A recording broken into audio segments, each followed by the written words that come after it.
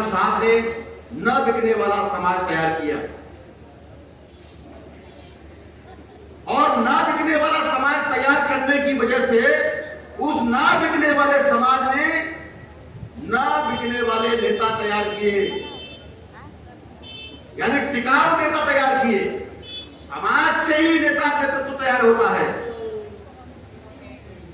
समाज को बिकाऊ माल में तब्दील करने का काम कांग्रेस और बीजेपी के लोगों के द्वारा किया गया। तो मान्यवर साहब ने उन नेताओं को समझाने की बजाय डायरेक्ट समाज को समझाने के लिए एक रास्ता निकाला और फटे पुराने कपड़े पहन करके, बासी रोटी खा करके, लोगों के साथ चल करके, मुर्दा घर से कोट पहन करके उन्होंने जो है समाज के अंदर में एक जागृति पैदा किया और समाज ने उनकी बातों को माना, टिकाऊ नेतृत्व पैदा किया। जब तक जीवित रहे दोस्तों, भारत की राजनीति में उथल पुथल होता रहा।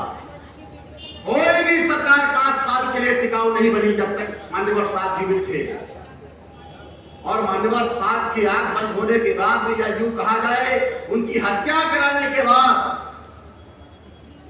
आरएसएस बीजेपी के द्वारा, जिनके द्वारा उस लीडरशिप को पैदा किया गया, उसी बहन मायावती जी के द्वारा कैसे कहा कि मैं ये देश का प्रधानमंत्री बनना चाहता हूं, उसी दिन से दुश्मनों ने उनकी उल्टी गिनती शुरू कर दिया कि काशीराम साहब जैसा आदमी अगर देश का प्रधानमंत्री बनेगा तो हमारा अस्तित्व खतरे में पड़ जाएगा। इसलिए सम्मानित साथियों, योजनाबद्ध तरीके से उनकी हत्या करवाई गई और उसके बाद में फिर सारे आंदोलन को पूरी तरीके से तबाह और बर्बाद कर दिया गया, बिकाऊ माल में तब्दील कर दिया। जो न बिकने वाला समाज था, जो न बिकने वाले नेता थे, उन सहते हुए हमने उस आंदोलन को बचाने का काम किया और आने वाले समय में देश को एक नई दिशा देने का काम हम लोग करेंगे और आज भी कर रहे हैं। इसलिए बहुजन मुक्ति पार्टी का एक एक कार्यकर्ता, हमारा जो पदाधिकारी है, आप लोग अपने आप में गौरवान्वित होना चाहिए कि जो बिकाऊ मामला था उसको आप लोगों ने बचाने का काम किया। मान्यवर साहब के उस मूवमेंट को आज भी बचाने के लिए आप लोग लगे हुए हैं और बहुत जल्द ही आप लोगों को सफलता आपके कदम चूमने वाली है। साथियों, आज बहुत सारे जो प्रायोजित नेता हैं, पहले के समय में कांग्रेस के जमाने में कांग्रेस पार्टी ने उस समय में प्रायोजित लीडरशिप खड़ा किया रामविलास पासवान जी को। सरकार चाहे जिसकी भी रहे, वो केंद्र में मिनिस्टर पद के थे, प्रायोजित लीडरशिप थी। जगजीवन राम जी प्रायोजित लीडरशिप थे, वास्तविक नहीं थे।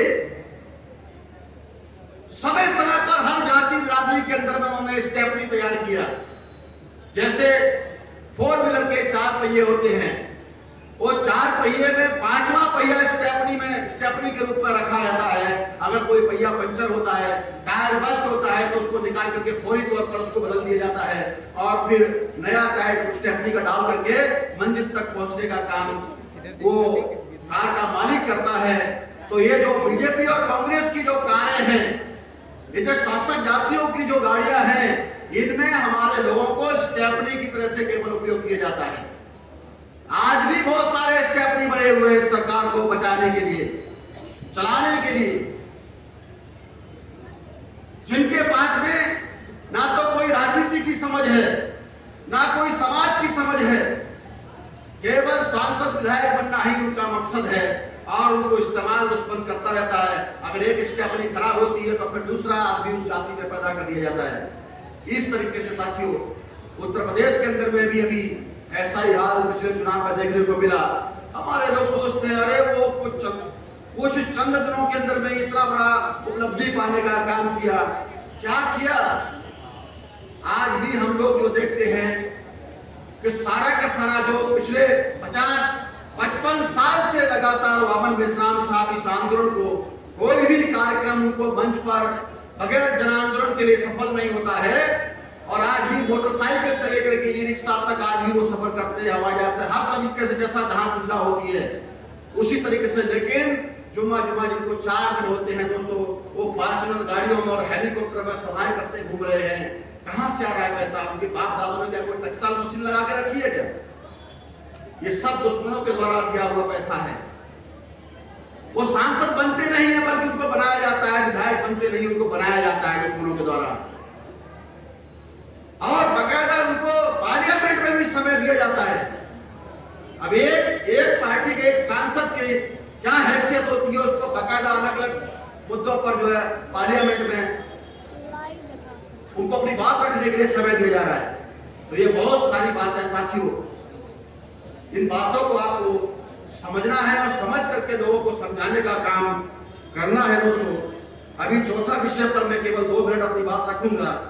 आरएसएस और बीजेपी द्वारा लोकसभा 2024 में ईवीएम में सेटिंग करके फैजाबाद, अयोध्या सहित तमाम सीटें हारकर यह सिद्ध करने का षड्यंत्र किया है कि ईवीएम सही है, ताकि ईवीएम के बदौलत दीर्घकाल तक शासन किया जा सके। एक गहन विश्लेषण साथियों, अभी 2 महीने पहले एडीआर करके एक एनजीओ है, एसोसिएशन फॉर डेमोक्रेटिक रिफॉर्म्स, उसने 2024 के चुनावों का, लोकसभा चुनावों का एक बड़ा खुलासा देश की जनता के सामने लाया। चुनाव के वक्त में ही एलन मस्क जैसे दुनिया के सुप्रसिद्ध आदमी ने ईवीएम में घोटाला होता है ऐसा आरोप लगाने का काम किया।